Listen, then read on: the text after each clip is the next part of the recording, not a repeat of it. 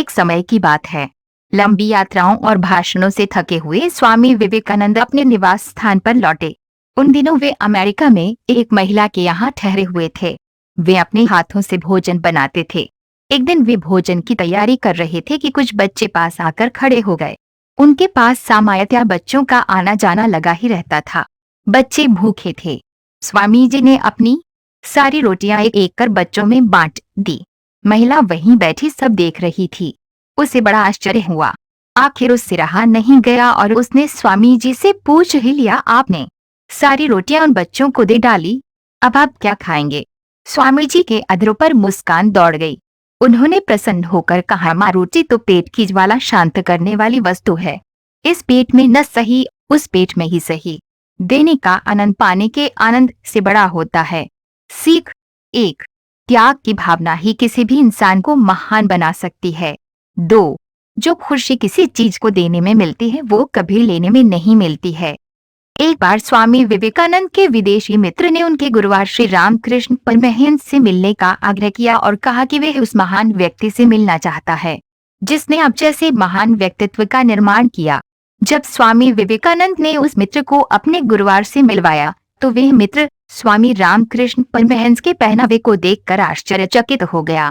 उसने कहा, ये व्यक्ति आपका गुरुवार कैसे हो सकता है? इनको तो कपड़े पहनने का भी ढंग नहीं है। तो स्वामी विवेकानंद ने बड़ी विनम्रता से कहा, मित्र, आपके देश में चरित्र का निर्माण एक दर्जी करता है, लेकिन हमारे देश में चरित्र का निर्माण आचार विचार करते हैं। सीख, इंसान की पहचान उसके कपड़ों से नहीं आचरण से होती है।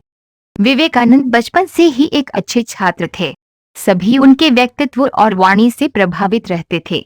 जब वो साथी छात्रों से कुछ बताते तो सब मंत्रमुग्ध हो उन्हें सुनते। एक दिन इंटरवल के दौरान वो कक्षा में कुछ मित्रों को कहानी सुना रहे थे। सभी उनकी बातें सुनने में इतने मस्त थे कि उन्हें पता ही नहीं चला कि कब मास्टर जी कक्षा में आए और पढ़ाना शुरू कर दिया। मास्टर जी ने अभी पढ़ना शुरू ही किया था कि उन्हें कुछ फुसफुसाहट सुनाई दी। कौन बात कर रहा है? उन्होंने तेज आवाज में पूछा। सभी ने स्वामी जी और उनके साथ बैठे छात्रों की तरफ इशारा कर दिया। मास्टर जी गुस्सा हो गए। उन्होंने तुरंत उन छात्रों को बुलाया और पाठ से संबंधित एक प्रश्न पूछने लगे। जब कोई भी उत्तर न दे सका तब अंत में मास्टर जी ने स्वामी जी से भी वही प्रश्न किया, पर स्वामी जी तो मानो सब कुछ पहले से ही जानते हों। उन्होंने आसानी से उत्तर दे दिया। ये देख उन्हें यकीन हो गया कि स्वामी जी पाठ पर ध्यान दे रहे थे और बाकी छात्र बातचीत में लगे हुए थे।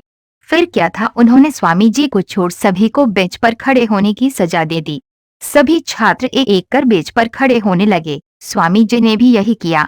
तब मास्टर जी बोले, नरेंद्र, तुम बैठ जाओ।